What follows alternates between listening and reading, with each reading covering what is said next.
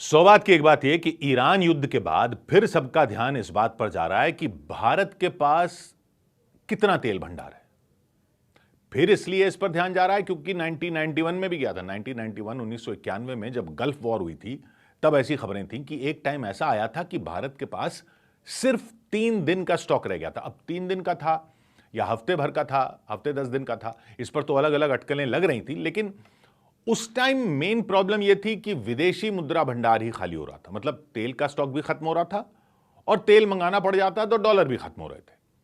तो डॉलर कम ना पड़े उसके लिए तो विदेशी मुद्रा भंडार बढ़ाने के लिए उसके बाद कई फैसले लिए गए ताकि वैसा संकट फिर ना आए। लेकिन तेल के मामले में तब सब लोगों का इस बात पर ध्यान गया कि हमारे यहां जो तेल भंडार थे वो तो तेल कंपनियों के ही थे, सरकार का अपना कोई भंडार नहीं था। ये जरूर है कि तेल कंपनियां भी सरकारी कंपनियां ही थीं, तो था तो वो सरकार के ही कंट्रोल में। लेकिन बाकी बड़े देशों ने इमरजेंसी के लिए अपने एसपीआर बनाए हुए थे। एसपीआर मतलब स्ट्रेटेजिक पेट्रोलियम रिजर्व, यानी रणनीतिक तेल भंडार। रणनीतिक मतलब कि बिल्कुल ही जब कोई आपदा की स्थिति हो जाए, कोई इमरजेंसी हो जाए तो उसको इस्तेमाल कर सकें। जैसे वो स्कूटर में रिजर्व होता है ना, कि जब पेट्रोल बिल्कुल खत्म हो जाता है, स्कूटर रुक जाता है, तो टंकी का एक हिस्सा होता है जिसका नॉब खोल दिया जाता है कि नजदीक के पेट्रोल पंप तक पहुंच जाए। उसी तरह समझो कि सरकार की अपनी एक टंकी हो जो तब खोली जाए जब बाकी सब जगह का भंडार खत्म हो चुका हो, और यह किसी तेल कंपनी के पास ना हो, यह उससे अलग हो, सीधा सरकार के आदेश पर ही इसका इस्तेमाल किया जा सके। तो यह हुआ कि भारत को भी अपना एसपीआर बनाना चाहिए, स्ट्रेटेजिक पेट्रोलियम रिजर्व बनाना चाहिए, जहां कच्चा तेल रखा जाए ताकि अगर कभी युद्ध की स्थिति हो, यहां पर हो, दुनिया में हो, जैसा अभी हो रहा है ईरान युद्ध और तेल का रास्ता बंद है, या कोई प्राकृतिक आपदा आ जाए या किसी अन्य कारण से कोई भी इमरजेंसी हो जाए कि तेल की सप्लाई रुक जाए, तो उस रिजर्व भंडार से तेल निकाल सकें। कई देशों ने ऐसे रिजर्व बनाए हुए थे, तो भारत को भी बनाने चाहिए। यह चर्चा शुरू हो गई थी 1991 के संकट के बाद। और यह भंडार बहुत खास तरीके से भी बनाने होते हैं। तेल कंपनियों का जो स्टॉक होता है वो तो तेल डिपो में होता है। जैसे आपने कई जगह देखा होगा, बड़े बड़े विशाल ड्रम जैसे टैंक बने होते हैं। लेकिन उसमें दिक्कत यह होती है कि उन पर कोई आपदा आ जाए या उन पर ही हमला हो जाए तो तेल डिपो ही तबाह हो जाता है। तो उस केस में तो इमरजेंसी में ही इमरजेंसी आ जाएगी। यानी ये तो स्ट्रेटेजिक पेट्रोलियम रिजर्व बनाने थे, वो ऐसी जगह बनाने थे जिन पर किसी आपदा का या हमले का असर ना हो, और सिर्फ इमरजेंसी में ही उनका इस्तेमाल करना था। तो सवाल यह कि 1991 में संकट आया था, तो क्या फिर उसके बाद भारत ने इमरजेंसी के लिए स्ट्रेटेजिक पेट्रोलियम रिजर्व बनाए? जी बिल्कुल बनाए। उसके बाद तो नहीं बन पाए, क्योंकि शायद उसके बाद तो सरकारें ही इमरजेंसी में चलती रहीं, आती रहीं, जाती रहीं। 1998 में जाकर योजना बनी थी। फिर 2004 में जाकर एक अलग सरकारी कंपनी बनाई गई इसी काम को करने के लिए। इस कंपनी का नाम है ISPRL, यानी Indian strategic petroleum reserve limited.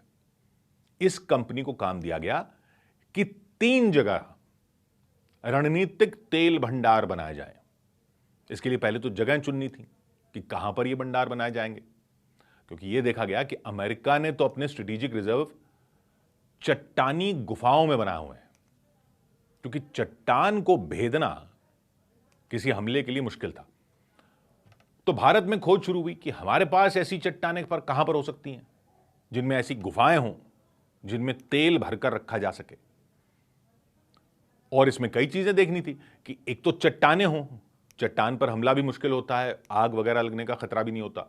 दूसरा, चट्टानें ऐसे पत्थर की हों जिनसे तेल ना रिसे, लीक ना हो, उन्हीं में ना रिस जाए, क्योंकि अगर पत्थर से तेल लीक करके पहाड़ में या जमीन में ही चला गया तो वो भी वेस्ट हो सकता था। तीसरा यह कि वहां पर भूकंप भी ना आते हों। चौथा यह कि तेल तो आएगा समुद्री जहाज से, तो ये वाला भंडार बंदरगाह के भी पास हो तो बेहतर है। पांचवा यह देखना था कि वहां से तेल की रिफाइनरी भी दूर ना हो, तो बंदरगाह के पास हो और भूकंप का खतरा ना हो। इसका मतलब यह जगह दक्षिण भारत में ही हो सकती थी, क्योंकि उत्तर भारत में तो भूकंप का भी खतरा रहता है, तो और उत्तर भारत में बंदरगाह भी नहीं है।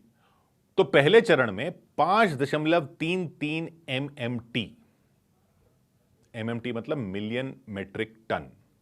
5.33 मिलियन मेट्रिक टन की क्षमता के 3 भंडार बनाने का फैसला हुआ। पहला आंध्र के विशाखापट्टनम में 1.33 मेट्रिक मिलियन टन का 1.33 MMT, दूसरा कर्नाटक के मंगलुरु में 1.5 MMT और तीसरा कर्नाटक में ही उडुपी के पास बडूर में 2.5 MMT का। तो 2.5 और 1.5 ये दो 2.5 MMT और 1.5 MMT ये दो कर्नाटक में और एक विशाखापट्टनम में 1.33 का। 2008 में इनको बनाने का काम शुरू हुआ। विशाखापट्टनम में ग्रेनाइट पत्थर जैसी चट्टानें हैं, वहां भूकंप भी नहीं आते, तो ग्रेनाइट के पत्थर में तेल रिसता भी नहीं है। साइक्लोन का खतरा तट पर जरूर रहता है विशाखापट्टनम में, लेकिन चट्टान के अंदर नहीं होता साइक्लोन का खतरा।